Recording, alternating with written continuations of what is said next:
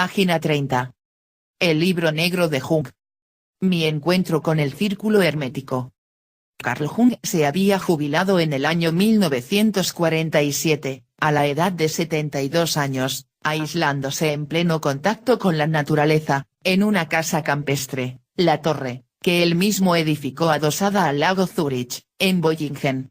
En ese retiro del mundo, como un asceta, quería dedicar los últimos años de su vida a la investigación práctica de lo que él y su amigo el físico Wolfgang Pauli llamaron el proceso de individuación, una poderosa forma de iniciación occidental basada en los arquetipos, el inconsciente colectivo y la imaginación activa, un conjunto de teorías capaces de desencadenar cambios muy poderosos en la persona que llegase a conocerlas y utilizarlas. Jung escribió dos obras de alto contenido simbólico, el libro rojo y el libro negro, basadas en la obra en rojo y la obra en negro de la alquimia.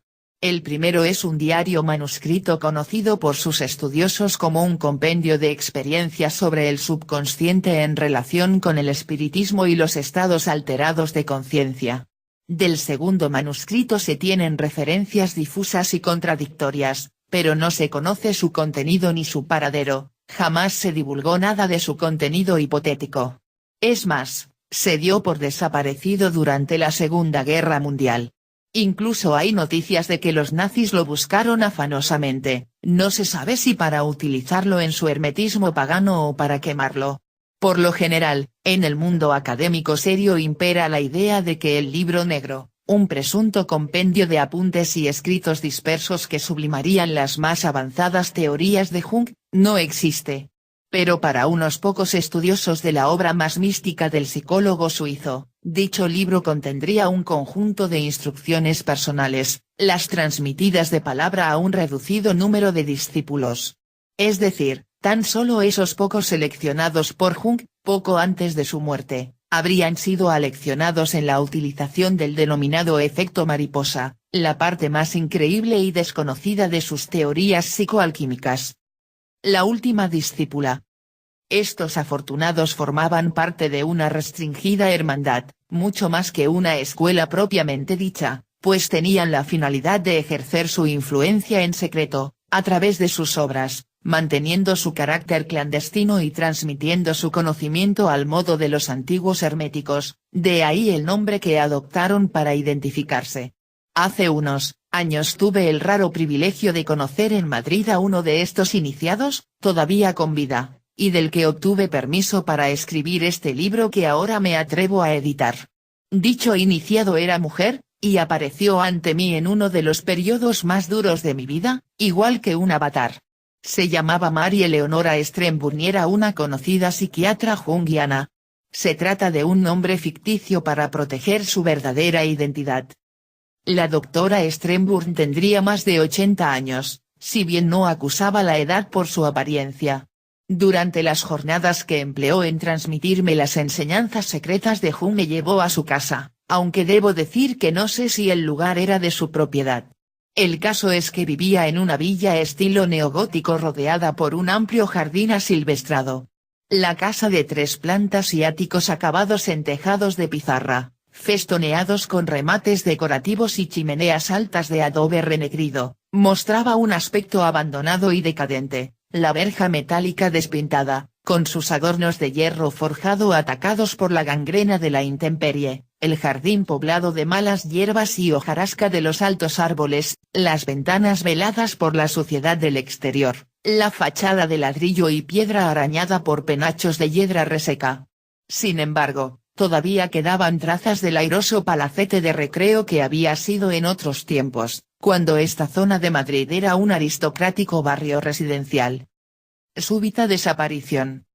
El palacete estaba situado en el barrio de Argüelles, entre ruidosas avenidas, embutido entre grandes edificios impersonales, de oficinas y delegaciones oficiales, como una rémora del siglo XIX, cuando la ciudad todavía no había vendido su alma y su suelo a los especuladores de la construcción.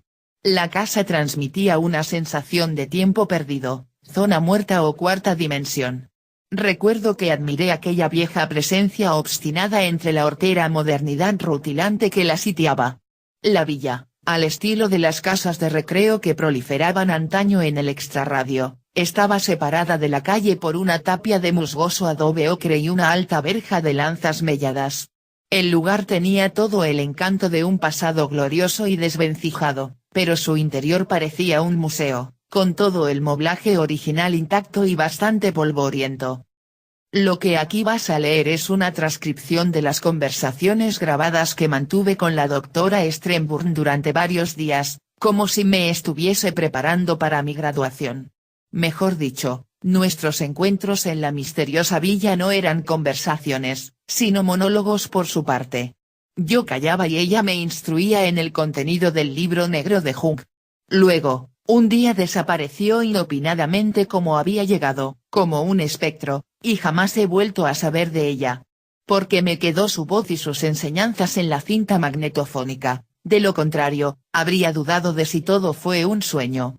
Muchas veces me he preguntado si acaso es así como actuaban los componentes de ese restringido grupo de discípulos, y si es posible que fuese yo el último elegido para recibir el testigo de aquellos alucinantes conocimientos jamás divulgados hasta la fecha. Si es así, espero cumplir bien mi cometido al dar a conocer de manera práctica la capacidad humana de influir en su futuro, siendo un poco más libres y más dueños de nuestro destino. Pues tales eran las intenciones de Jung, según Marie Leonora Strenburn. Jung predijo su muerte. Carl Jung era un mago, un alquimista moderno, que viajó por todo el mundo para estudiar in situ ancestrales conocimientos indígenas, en México, África o la India. Su dominio de sí mismo y la conexión sutil que había establecido con lo inconsciente fue tal que para muchos era capaz de predecir el futuro, y pensaban en él como un oráculo vivo. Sin embargo, la realidad era mucho más apasionante. Porque Jung no hablaba de pronosticar el futuro, sino de crearlo. De ahí que la doctora Strenburn me afirmase que Jung fue capaz de elegir el momento de su muerte, tal como hacen los grandes lamas del budismo. Y quizá también haya elegido el momento de su reencarnación, añadió misteriosamente, clavándome su mirada penetrante.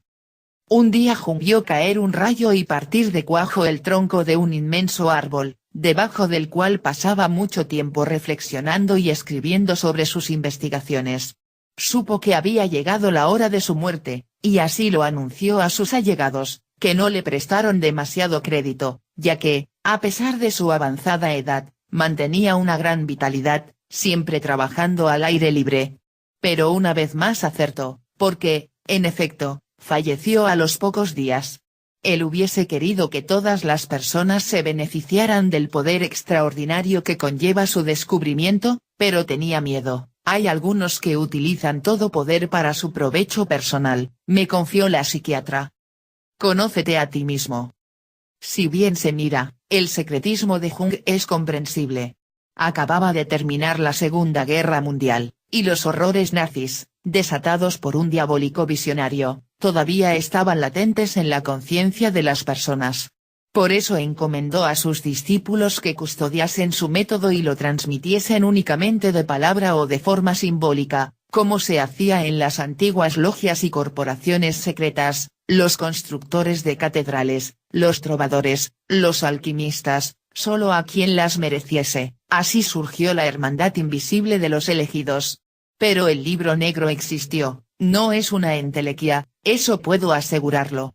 Hasta la fecha, de su contenido hipotético tan solo se han aventurado meras nociones que unos pocos han tratado de descifrar sin éxito.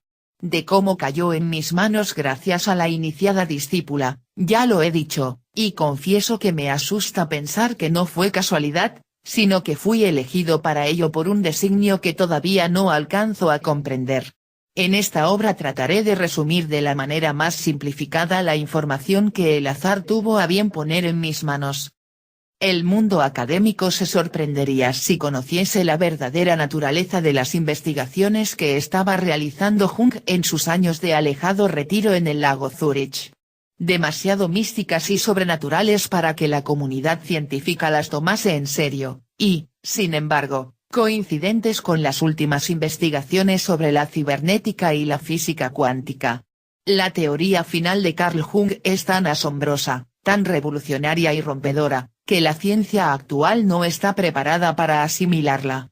Ya lo dijo Jung, la ciencia es el arte de crear ilusiones convenientes, que el necio acepta o disputa, pero de cuyo ingenio goza el estudioso, sin cegarse ante el hecho de que tales ilusiones son otros tantos velos para ocultar las profundas tinieblas de lo insondable. Como suele suceder, las estructuras van siempre por detrás de las personas. En los umbrales del tercer milenio, al ser humano le hacen falta nuevas herramientas, actitudes y aptitudes para afrontar con éxito los grandes desafíos que le presenta la existencia, cada día más cambiante y compleja que nos ha tocado vivir. El sabio y famoso lema helénico "Conócete a ti mismo", nunca ha sido tan necesario como ahora. Las respuestas que buscamos están en nuestro interior, en la parte subconsciente, la última frontera todavía inexplorada. Los elegidos del destino. Carl Jung había formado su especie de logia para que sus miembros actuasen como avatares o polarizadores de mensajes capaces de penetrar en la conciencia colectiva de las personas, influyendo en la sociedad y en la política de cada época. Los elegidos.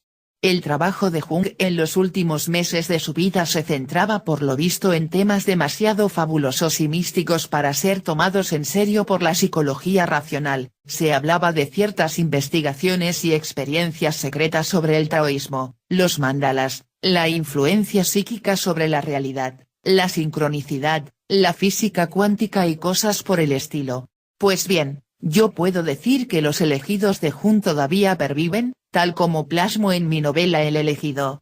Se trata de un grupo selecto de personas que, cada una desde su campo profesional, ejercen su influencia beneficiosa en el mundo, a través de las teorías secretas de su maestro. ¿Pero de qué trataban esas teorías?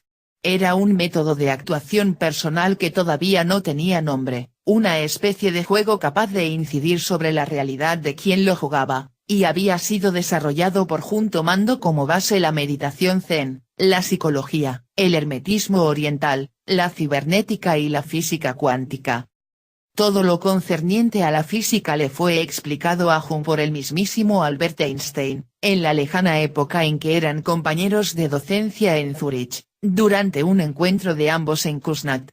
Desde entonces Jung se embarcó en el proyecto de trasladar y aplicar las leyes que rigen en el universo a la mente, entendida esta como un microcosmos capaz de sintonizar con el macrocosmos universal y extraer de él todo su inmenso poder para beneficio de la persona.